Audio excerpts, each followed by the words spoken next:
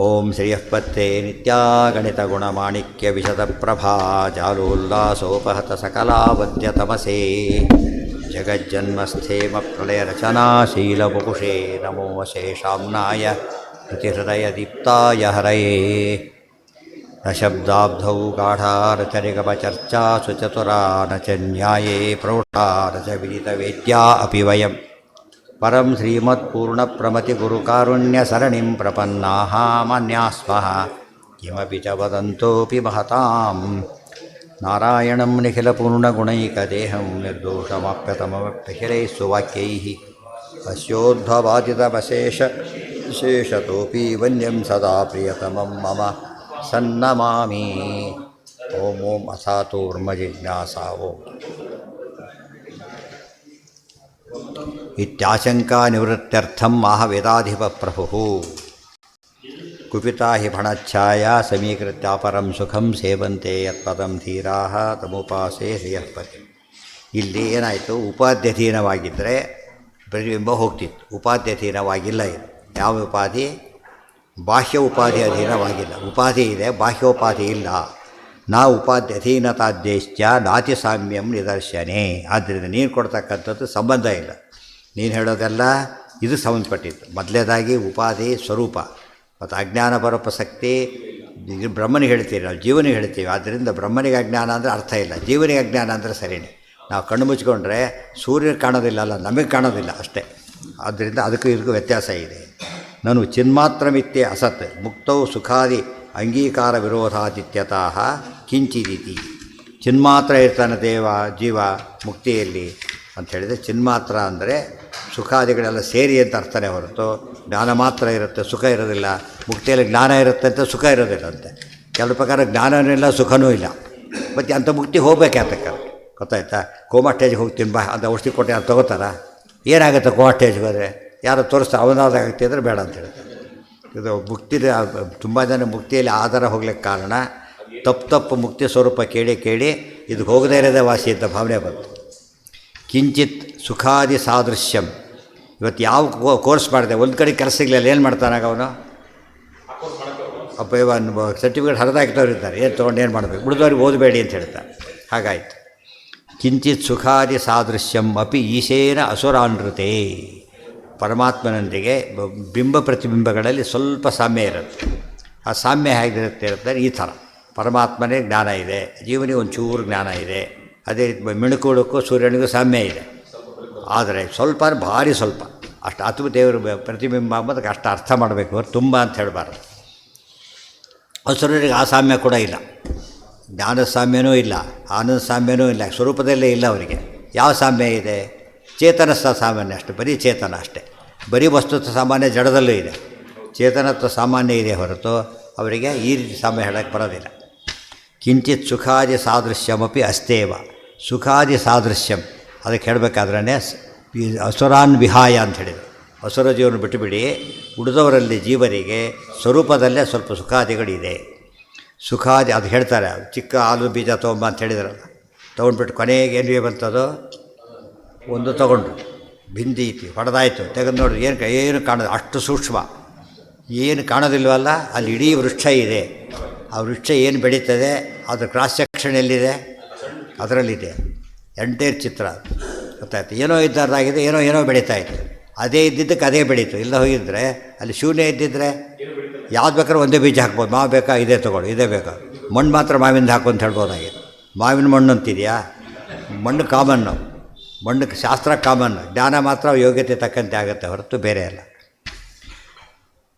ಸುಖಾದಿ ಸಾದೃಶ್ಯಂ ವಿದ್ಯಮಾನಮಪಿ ಅಸರ್ವಗಮಿತಿ ಅಸರ್ವ. ಅದಕ್ಕೆ ಅದು ನಾವು ಹೇಳಲಿಲ್ಲ, ಚಿತ್ವ ಸಾದೃಶ್ಯ ಹೇಳಿಬಿಟ್ರು ಅಷ್ಟೇ. ಚಿತ್ವ ಸಾದೃಶ್ಯ ಅಂತೂ ಸರ್ವಗಾಮ್, ಎಲ್ಲರಲ್ಲೂ ಇರ್ತಕ್ಕಂಥದ್ದು. ಇತ್ಯಾದಿ ಮುಕ್ತಮಿತಿ ಭಾವ. ಪ್ರತ್ಯೇಕಾರ ವೈಶಿಷ್ಟ್ಯ ಅಂದರೆ ಅದೇನೆ. ಆಚಾರ್ಯ ಪದ ಹೇಳಬೇಕು, ಅದನ್ನೇ ಯಾಕೆ ಹೇಳಿದರು ಅಂತ ಹೇಳೋದಕ್ಕೆ ಕಾರಣ ಕೊಟ್ಟು ಹೇಳ್ತಾರೆ. ನಿರವಧಿಕ ಬಂತಲ್ಲ ಸೂರ್ಯ ಅಂತ ಯಾಕೆ ಹೇಳಿದರು ಅಂತ ಹೇಳಿದರೆ ಹಾಗೋ ಹಾಗೆ ಅಷ್ಟೆಲ್ಲ ಇದ್ದರೂ ಕೂಡ ಕಾರಣ ಅಲ್ಲೊಂದು ಪರ್ಪಸ್ ಇದೆ ಹೇಳಿದ್ದಾರೆ ಅಂತಾರೆ. ಏನೋ ನೆನಪಿ ಬಂದ ತಕ್ಷಣ ಅಂತ ಹೇಳಿಬಿಟ್ಟ ಅಂತ ಹೇಳಬಾರ್ದು. ತುಂಬ ಬರ್ತೋಗಿತ್ತು, ಕೃಷ್ಣನಿಗೂ ಬರ್ತೋಗಿತ್ತು, ಸೂರ್ಯದೇವರ ಪದ ಹೇಳಿಬಿಟ್ಟ ಅಂತ ಹೇಳಿಬಿಟ್ಟು ಹಾಗೆ ಹೇಳಬಾರ್ದು. ಅದು ಶಾಸ್ತ್ರ ವ್ಯಾಖ್ಯಾನ ಆಗೋದಿಲ್ಲ, ಆಗ ಭಾಷೆಯವನ್ನೆಲ್ಲ ವ್ಯಾಖ್ಯಾ ಏನೂ ಆಗೋದಿಲ್ಲ. ನಿರವಧಿಕ ಸುಖಾದಿ ವ್ಯವಚ್ಛೇದಾಯ ಕಿಂಚಿದುತ್ಯುಕ್ತ. ದೇವರಿಗೆ ನಿರವಧಿಕ ಸುಖ ಇದೆ, ಇವನಿಗೆ ಸ್ವಲ್ಪ ಇದೆ ಅಷ್ಟೇ. ಅನ್ಯಥಾ ಹಿ ಹೇತೋರ್ ವಿರುದ್ಧತಾ ಸ್ಯಾತ್. ಇಲ್ಲದೆ ಹೋದರೆ ಹೇತು ವಿರುದ್ಧ ಹೇತು ಆಗ್ತಿತ್ತು. ಅಯಂ ಸಮುದಾಯ ಅದೆಲ್ಲ ಮುಂದಿನ ಬರುತ್ತೆ. ತತ ಆಭಾಸತೆ ನಿತ್ಯಂ ತದ್ವದಾಭಾಸತೆಪಿ ಚ ಭಾನಮಸ್ತಿತ್ವಮಪಿ ಚೈವ ಆಸಮಂತಾದ್ಯತಸ್ತತಃ ಜೀವ ಆಭಾಸ ಉದ್ದಿಷ್ಟ ಸದೈವ ಪರಮಾತ್ಮನಃ. ಅಲ್ಲಿ ಆಭಾಸ ಅನ್ನೋ ಪದ ಬಂತು, ಗೊತ್ತಾಯ್ತು. ಆಭಾಸ ಶಬ್ದಕ್ಕೆ ಅರ್ಥ ಹೇಳ್ತಾರೆ, ಬಹಳ ಮುಖ್ಯ. ತಾತ್ಪರ್ಯದಲ್ಲಿ ಹೇಳಬೇಕಾದ್ರೂ ಕೂಡ ಆಭಾಸಕೋಶ ಅಲ್ಲಿ ಅರ್ಥ ಹೇಳಿಲ್ಲ, ಇಲ್ಲಿ ಅರ್ಥ ಹೇಳ್ತಾರೆ. ಈ ಅರ್ಥ ರಿಶಿಫ್ಟ್ ಮಾಡ್ಕೋಬೇಕು. ಆಭಾಸಕ್ಕೆ ಅವರೇ ಕೊಟ್ಟ ಅರ್ಥ ಇದೆ. ಏನಂತ ಅರ್ಥ? ತತ ಆಭಾಸತೆ ನಿತ್ಯಂ ತದ್ವದ್ ಆಭಾಸಿತೆ. ತತಃ ಆಭಾಸತೆ ಅವನ ಪ್ರತಿಬಿಂಬ ಫಸ್ಟ್ ಇದು. ತದ್ವದ್ ಆಭಾಸತೆ ಅವನಂತೆ ಕಾಣುತ್ತೆ. ಅಷ್ಟೇ ಹೊತ್ತು ಅವನೇ ಅಲ್ಲ, ಅವನಂತೆ ಕಾಣುತ್ತೆ, ಅವನ ಪ್ರತಿಬಿಂಬ ಇದು. ಅವನು ಬಿಂಬ, ಅವನು ಯಾರ ಪ್ರತಿಬಿಂಬನಲ್ಲ, ಬಿಂಬ ದೇವರು.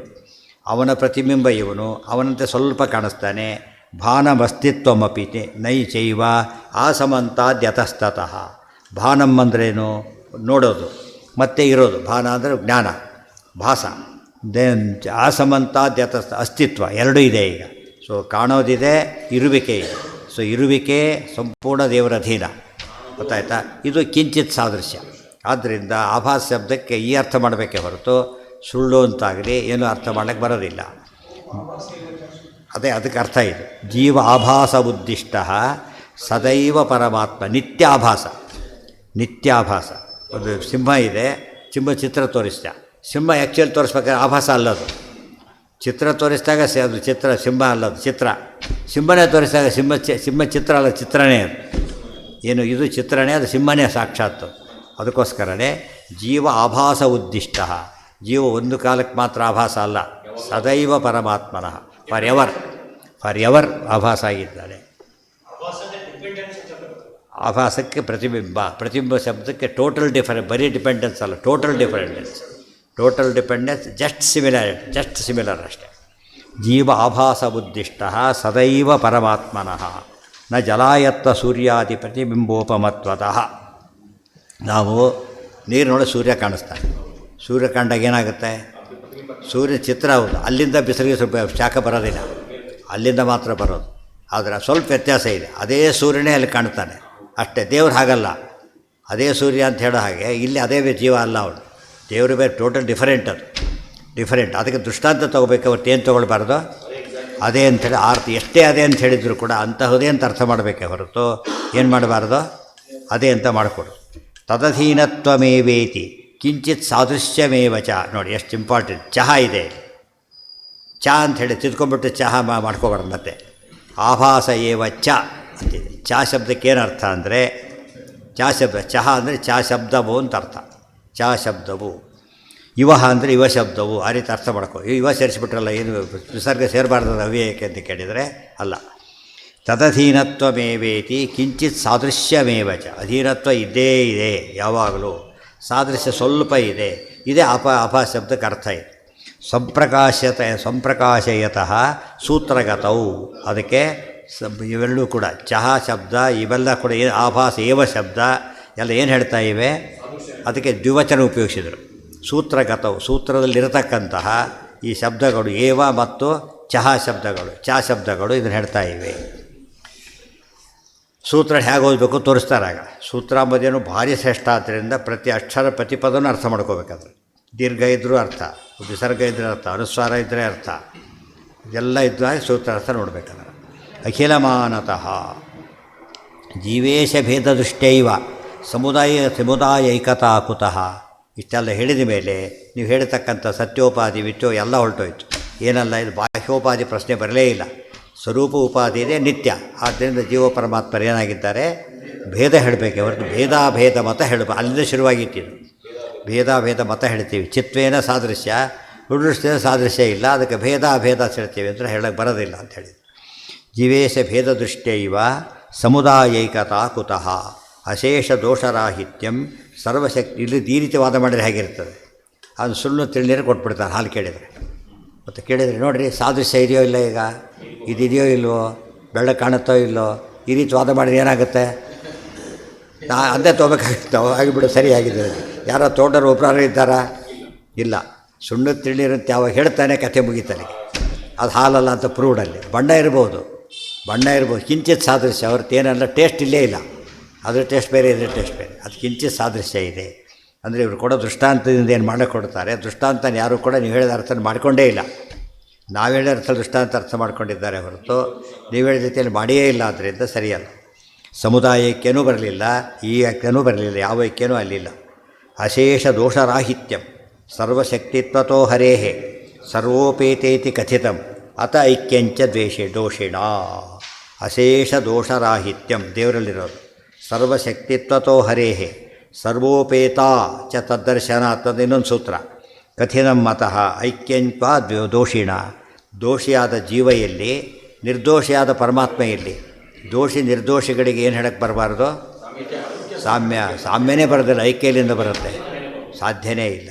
ಅದಕ್ಕೆ ಅಶೇಷ ಗುಣಪೂರ್ಣ ದೇವ್ರನ್ನ ಯಾಕೆ ಚಿಂತನೆ ಮಾಡಬೇಕು ಅಂದರೆ, ನಮ್ಮಲ್ಲಿ ದೋಷ ಇರೋದ್ರಿಂದ ನಾವು ದೇವರಲ್ಲ ಅಂತ ಗಟ್ಟಿಯಾಗುತ್ತದೆ. ಅಶೇಷ ಗುಣಪೂರ್ಣ ಅಂದಾಗ ನಮಗೆ ಗುಣಗಳಿಲ್ಲ, ಆದ್ದರಿಂದ ದೇವರಲ್ಲ.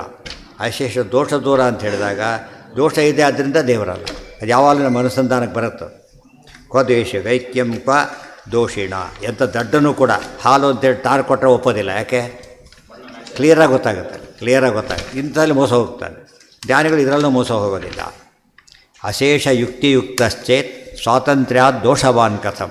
ಅಶೇಷ ಶಕ್ತಿ ಇದ್ದಾಗ ದೇವ್ರ ದೋಷ ಹೇಗಾಗ್ತಾನೆ? ಎಲ್ಲ ಶಕ್ತಿ ಇದೆ ಅಂದರೆ ದೋಷನ ಓಡಿಸೋ ಶಕ್ತಿ ಇದೆ ಅಂತ ಅರ್ಥ. ಅದಕ್ಕೆ ಹೇಳ್ತಾರೆ ದೇವರು ನಿರ್ದೋಷ ಯಾತಕ್ಕೆ ಅಂದರೆ ಸ್ವತಂತ್ರನಾದ್ದರಿಂದ, ಗುಣಪೂರ್ಣ ಯಾತಕ್ಕೆ ಸ್ವತಂತ್ರನಾದ್ದರಿಂದ. ಸ್ವತಂತ್ರನಾಗಿದ್ದರಿಂದ ಎಲ್ಲ ಗುಣನೂ ಇಟ್ಕೊಂಡಿದ್ದಾರೆ. ಸ್ವತಂತ್ರನಾದ ಯಾವ ದೋಷನೂ ಬರದಂತೆ ನೋಡ್ಕೊಂಡಿದ್ದಾರೆ. ನಮ್ಮಲ್ಲಿ ಗುಣ ಪೂರ್ತಿ ಬೇಕು ಇಲ್ಲ, ಸ್ವಲ್ಪನೂ ಬೇಕಿಲ್ಲ, ದೋಷ ಹೋಗಬೇಕು ಹೋಗ್ತಾ ಇಲ್ಲ. ಏನರ್ಥ ಅದು? ನಮ್ಮಲ್ಲಿ ದೋಷ ದೂರತ್ವ ಇಲ್ಲದೇ ಇರೋದು ಅಸ್ವಾತಂತ್ರ್ಯ ತೋರಿಸುತ್ತೆ, ಗುಣಪೂರ್ಣತ್ವ ಇಲ್ಲದೇ ಇರೋದು ಅಸ್ವಾತಂತ್ರ್ಯ ತೋರಿಸುತ್ತೆ. ಆದ್ದರಿಂದ ಎಂದು ಜೀವೇಶ್ವರ ಐಕ್ಯ ಸಾಧ್ಯ ಇಲ್ಲ. ಅದು ಯಾವುದೋ ಸಾಮ್ಯ ಕೊಡ್ತೀವಿ, ಈ ಸಾಮ್ಯ ಕೊಡು ನೀನೀಗ, ಅವಾಗ ಹೋಗ್ತೀವಿ. ನಮ್ಮಲ್ಲಿ ಸರ್ವಜ್ಞತ್ವ ಇದೆ, ನಾನು ದೇವರು, ಸರಿ. ನಿರ್ದೋಷತ್ವ ಇದೆ, ಸರಿ. ಇಲ್ಲಲ್ಲ, ಇದ್ದರೆ ಆಗ್ತಿತ್ತು, ಇಲ್ಲ. ಅಶೇಷ ಶಕ್ತಿಯುಕ್ತಶ್ಚೇತ್ ಅಂದರೆ ಯಾವುದೋ ದೃಷ್ಟಾಂತ ಕೊಟ್ಟು ಜನ ಮೋಸ ಹೋಗಿಬಿಟ್ರು. ನಾವು ಚೇತನ, ಪರಮಾತ್ಮ ಚೇತನ, ಅದಿಬ್ಬರು ಒಂದಂತ ಚಪಾಳೆಗೆ ಕೂತ್ಕೊಂಡ್ಬಿಟ್ರು ಅಷ್ಟೇ. ಏನು ಉಪಯೋಗ ಇದೆ? ಕಥಂ ಪ್ರಾಕ್ಟಿಕಲ್ ಬಂದಾಗ ಗೊತ್ತಾಗುತ್ತೆ ಅವ್ರಿಗೆ. ಗೊತ್ತಾಯ್ತಾ? ನೀವವರು ಒಳ್ಳೆ ಅಂದಲ್ಲಪ್ಪ, ಅವರೆಲ್ಲ ಊಟ ಆಯಿತು, ನೀವು ಹೋಗಿ ಅಂದರೆ ಒಪ್ತಾರ ಇವರು? ಓಕೆ ಅಂತ ಯಾರೋ ಒಪ್ತವ್ರು ಇದ್ದಾರಾ? ಅದೇ ಹಾಗಾಗತ್ತೆ, ಇದು ಹಾಗೆ ಆಗುತ್ತೆ ಕೇಳೋದು. ಇಬ್ಬರಿಗೂ ಐಕ್ಯ ಹೇಗೆ ಬರುತ್ತೆ? ಈಗ ಸಾಮ್ಯ ಇದೆ, ಚೇತನತ್ವ ಸಾಮ್ಯ ಇದೆ, ಇಬ್ಬರು ಕೂಡ ಕೊಂದು ಕೂತವ್ರೆ, ಎಲೆ ಹಾಕೋ ಎಲ್ಲ ಆಗಿದೆ. ಇಷ್ಟು ಸಾಮ್ಯ ಇದ್ದರೂ ಕೂಡ ಏನಾಗಲಿಲ್ಲ, ಅವನು ಉಂಡವ್ರು ಅವರೇ ಬೇರೆ, ಇವರೇ ಬೇರೆ ಆಗ್ತಾ ಇದೆ. ಈಗ ಆ ರೀತಿ ಲೋಕದಲ್ಲಿ ಒಂದು ಕಡೆ ವ್ಯವಹಾರ ನಡೆದಿದೆಯಾ? ಹೋಗಲಿ, ನಡೆದಿಲ್ಲ. ಚೇತನೈಕ್ಯೆ ಅನುಸಂಧಾನಂ ಪ್ರಮಾಣಂ ನೈವ ಚಾಪರಂ ಅದು ನೆಕ್ಸ್ಟ್ ಪಾಯಿಂಟ್. ಏಕತಾ ನತತ್.